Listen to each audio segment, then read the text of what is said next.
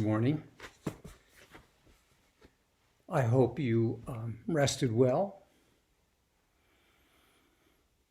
and are enjoying the session, the gathering of your mind and energy. Nice to have you come in and help us come into our living room and help us set up this Zendo. And I hope you're enjoying your Zendo that you've created with your energy and your intention.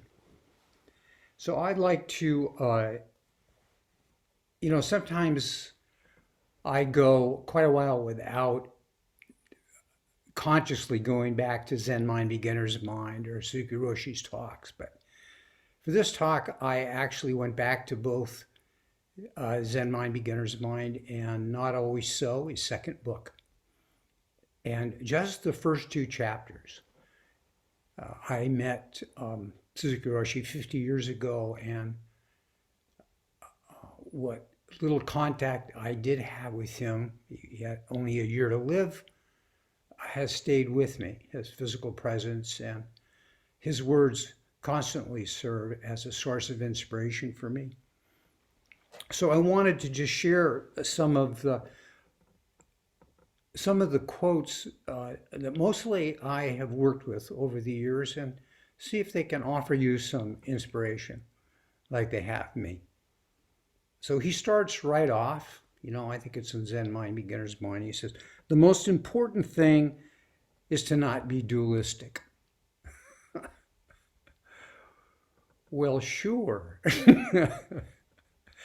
But we need some big gold for a big mind to meet. How do we do that? And then what I like is right after that, he becomes very specific. Quote, to sit without moving, without expecting anything, as if you are in your last moment. So there you have it.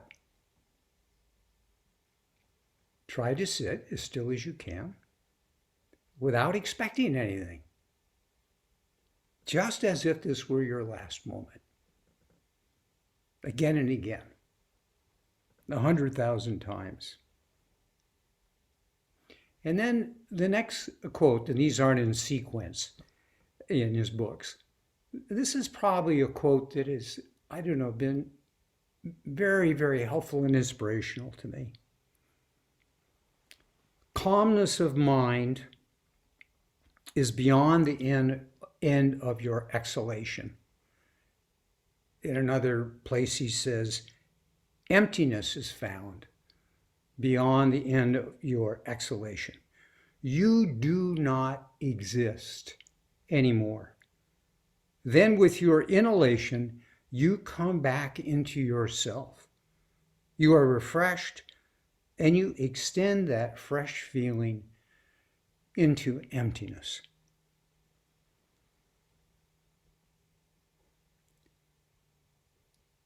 So hopefully you'll get a taste of that. I suspect most of you have at this point. When we begin to exhaust our karmic propensities, and we can just let go. He says that letting go is most important. It's much more than trying to concretize yourself. To let go, to feel that release at the end of your exhalation, to disappear. You do not exist anymore. I suspect some people that have read that book maybe don't read any further. Wait, I thought the whole purpose was to get to know myself and to, figure out the best that I, small I, can be. You do not exist anymore. Room for everything. And he says, our original mind includes everything within itself. It is always rich and self-sufficient within itself. You should not lose your self-sufficient mind. So when we first explore the word emptiness, we think of it as something cruel and kind of void. But what he means by this is a rich mind, a self-sufficient mind. Maybe he should use the word consciousness, rather than mind, which we seem to think we're in possession of. Something is always ready for creativity. This is not a closed mind, but an empty mind, a ready mind. It's ready for anything. So again, empty doesn't mean free of thoughts, right? It means that it can include everything and anything. Not a closed mind. Self-centered thoughts limit our vast mind. This beginner's mind is the mind of compassion, and it is boundless because it includes everything. So in the session, let's try to resume our boundless original mind, and then we can be true to ourselves, and we can be in sympathy with all beings. This is our practice. So I have a little note here. It says, well, Bruce, maybe you should just stop here, and we should spend the rest of the time just picking a few of those words and going into them and working with them. That's what I've found the most useful. But it seems like I have some more time, and so I'll attempt to go on.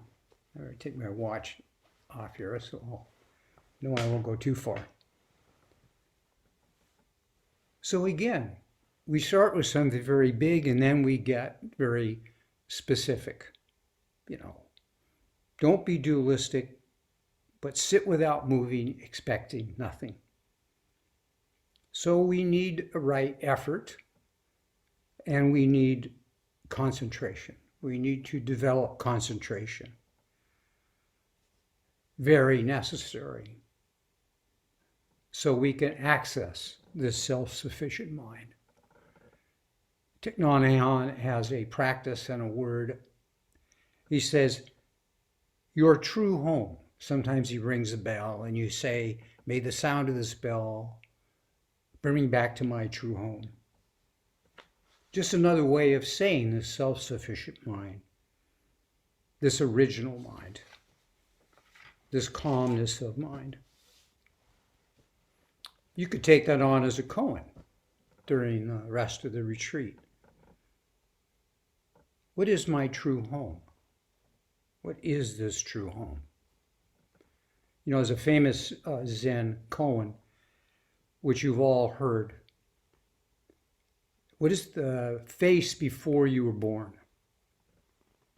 When I first heard that koan, I couldn't imagine what they were talking about, What is this pre-verbal face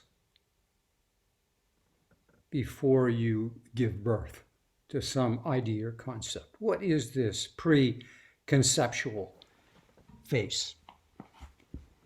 In our chant book, we have a chant, I'm not sure, Lotus, you have it, but Song of the Jewel Mirror Samadhi. It says here, you are not it. It in truth is you. Like a babe in the world, it does not go or come, nor rise nor stand, which is really what the Heart Sutra is telling us. And then the next line is, Baba Wawa. Is anything said or not? I always love that. Baba Wawa. Pre-speech, pre-conceptualization. And so concentration is necessary, effort is necessary. But we hope right effort, joyful effort. Have experienced that when there's some discomfort involved, but it's joyful. You know that this is a good path. Maybe you're hiking up a mountain. Maybe you're giving birth to something.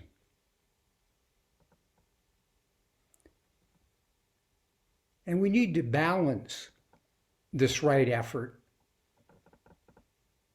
with relaxed effort, relaxed mind. And so this is a session honoring Shakyamuni Buddha's enlightenment. And so he had to go to two ends of the spectrum. He had to go to, on the far extreme of efforting and denial,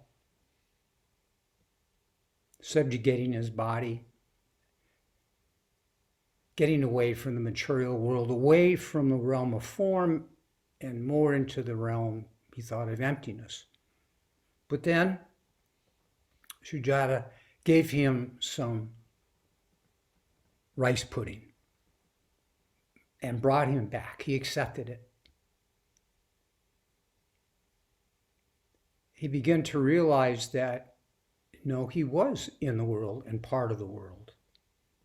And then the thought and story that I always love is he remembered at some point in his deep meditation that he sat as a child underneath a rose apple tree and watched his father, there was a ceremony, plow the field. And he remembered his joyful state of mind and relaxed state of mind. And that was of great help to him, realizing that it's some combination of efforting and relaxing. I always love that it's a rose apple tree. I actually don't know what a rose apple tree is, but I've got 10 different kinds of apples in my orchard, and Chris has all kinds of roses. So you put them both together, rose and apple, and I feel enlightened. My mind wants to relax. It wants to have more of the let go mind.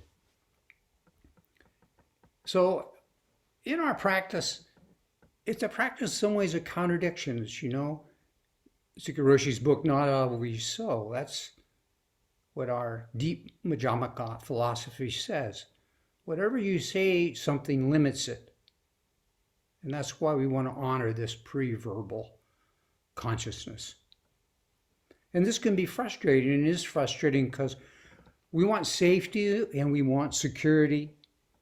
And this practice actually trains us in uncertainty. What's next? So I know that some of you have recently read the great poem by the third ancestor, the Xinjiang. But I want to read to you again, and for those of you that haven't heard it before. So this helps point the way to this pre-verbal way of being. The perfect way is not difficult for those who have no preferences. Stop picking and choosing, and it's revealed clearly without disguise. It is revealed clearly without disguise.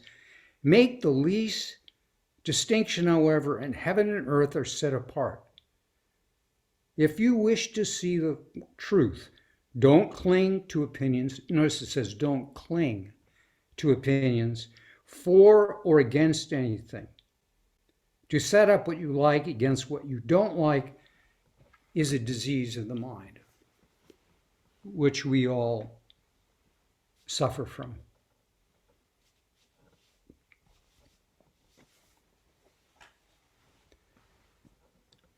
But how is this possible, right? When you read that, you either get inspired, which I do every time I read it, but then there's another part of you that says, well, this is impossible. We're always picking and choosing, right? I'm picking and choosing right now whether I choose to talk or not, or what words I'm going to choose, or whether I come to Zazen, whether I sign up for a session, whether I stop thinking what I'm going to think in my meditation practice.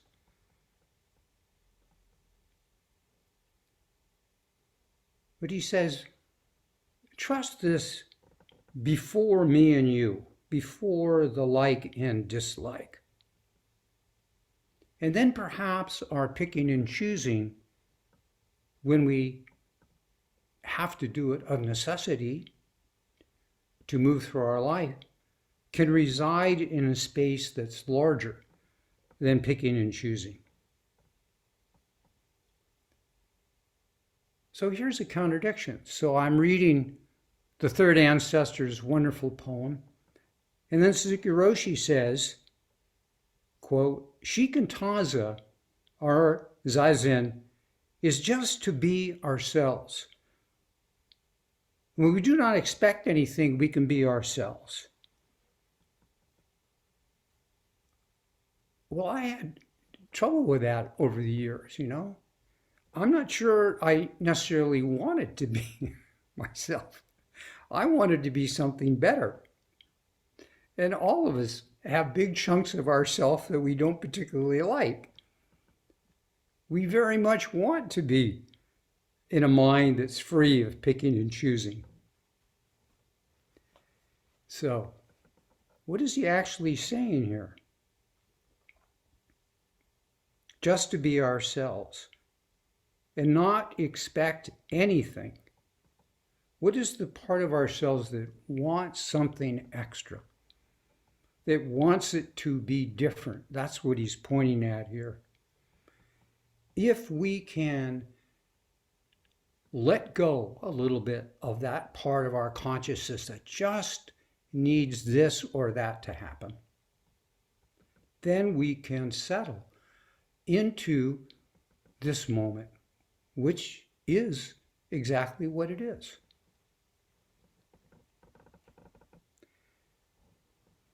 So maybe it's about, like the third patriarch says, we don't cling. We don't get attached to our picking and choosing, and then we're ready for the next moment. That we trust because we observe the process of change so much in our meditation. The rising and falling, that we begin to trust that. And we abide in it. And that's what Dogen is pointing to when he says, practice realization. This is what realization is this moment by moment accepting. And this is the vehicle for awareness. And what he also says in the Fukan Zazengi at the end, remember he gives you instructions on how to sit, very specific. And at the end he says, how do you work with your mind? He says, think beyond thinking. That's the translation I like. Think beyond thinking. This in itself is the essential art of Zazen. Isn't that wonderful, that word? I love that word, art. He doesn't say the essential work or task or goal. He says it's the essential art of Zazen. So maybe that's helpful. It's helpful for me when I think that when I'm sitting that I'm actually doing art. This business of working with my mind, of being with my mind, is a creative process, moment after moment.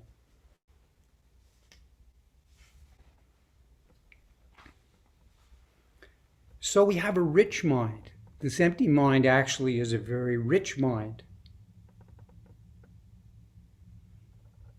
And we hold our states of mind in this bigger context.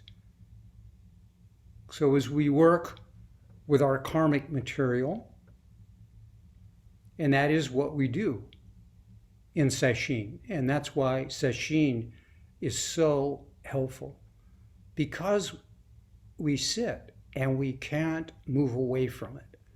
It keeps presenting the old stories, the old patterns. We sort of have to exhaust them, and it takes some time to do that and to accept them. Exhaust them by accepting them, burning up our karmic material. So there's going to be difficulties. You know, your mind doesn't want to cooperate with your intention to compose it. Here's another quote by Suzuki Roshi that I found just immeasurably comforting. Quote, "When you practice Zazen, you will, of course, have physical pain in your legs, and mentally, you will have some difficulty. You will find it difficult to be concentrated on your breathing. One after another, images will come into your mind." And here's a sentence I like a lot. "Or your mind will go out for a walk and wander about." Then the next sentence. "I have many difficulties in my practice. So you will find it very difficult to sit in good Zazen." So when he says, "I have many difficulties in my practice," I take that to mean he's having the same difficulties, because that's the difficulties we all have. You know, there are many subsets and permutations, but I mean, that's very comforting, right? It isn't some idealized teacher saying that you're going to transcend this. He's saying, no, this is practice realization. So I want to say a little something about motive. You know, he goes on to say, you don't need any special samadhi or a feeling called love. You know, if you're not abiding in that state, we do have those states in meditation practice, but he says again, whatever state you're in, he says we only need to understand and appreciate the world as it is, empty of separation and friction. Really? Well, he's trying to get us to see that we're the ones that create the friction. You know, back to the poem of the third ancestor.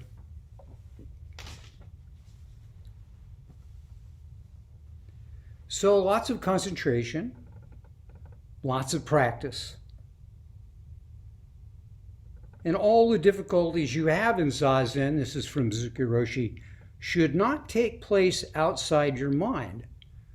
Your effort should be kept within your mind.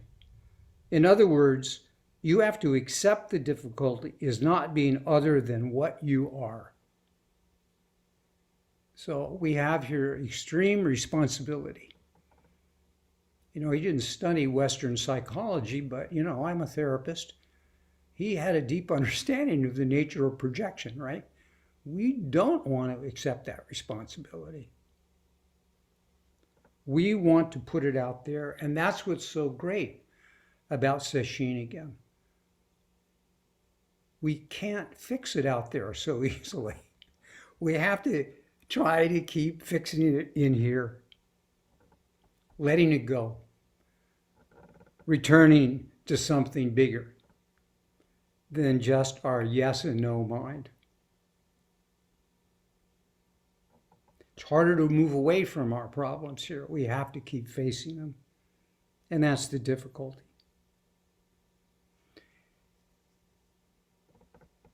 Here's another quote from Suzuki Roshi. To work on something is not so difficult, but not to work on something is difficult. So what do you think he means by that?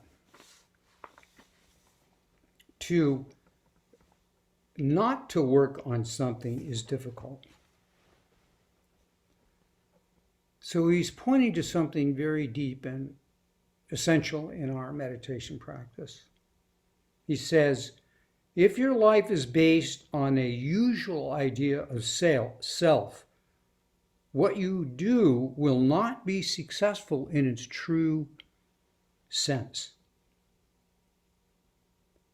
So what is our usual sense of self? Our usual sense of self is me, I want this, I need it, or I need to push it away. To be successful, I need to have this and that. But he's pointing to a different kind of self, something that emerges in our practice. Coming more out of composure and calmness, where the I want something mind can recede a little bit. There's a great quote that I found somewhere else that I also found very comforting. You know, the third ancestor's poem is very absolute. You know, just avoid picking and choosing. Well, and we try to do that. You know, maybe we can ratchet that back 10 or 20%. But Sukhiroshi said once, he says, try not to discriminate too much. I found that to be very practical. Just try not to discriminate too much. So when we're angry, which is a good indicator to me of when I'm in my contracted self, I want, I need. But when I'm more composed and I'm relaxed, which was what we're trying to practice again and again here, the mind opens more, is more receptive, and we include ourselves and the environment more successfully. Less me and more us. So here we are in Sesshin. You're sitting here helping me. You're trying to compose your mind, and that really, your commitment helps me compose my mind. We try to be peaceful so other people can be peaceful. We slow down, we pay attention. Maybe the wanting mind can abate somewhat, and the essence of mind can reveal itself.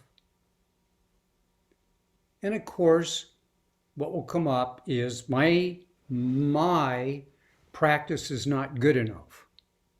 This small self practice is not good enough. So here's a quote by Suzuki Roshi. And Zazen is not your practice. It's Buddha's practice.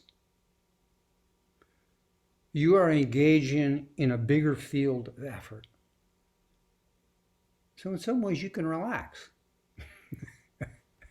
You can let the rest of us do some of the work, right? And so enlightenment is everywhere, Sukiroshi. Wherever you are, enlightenment is there. Whatever you do, with your best effort. He does say with your best effort. You know, you can't just sit down on your cushion and plan your next vacation, right? You need some best effort here, right? Enlightenment is everywhere, wherever you are, right? We're going to take a little walk after this for, 15, 20 minutes. Go outside. Enlightenment is everywhere. Your mind is more open now. It can see that more vividly. Whatever you do with your best effort, enlightenment follows, or is there. He says follows. So thank you for listening and giving me an opportunity to go back and review some of these quotes that have been so helpful to me and to sustain myself and my sitting practice. So I'll do the ending chant. You can chant along with me. And pay attention to these words. These are very deep and impossible vows, right? And we just make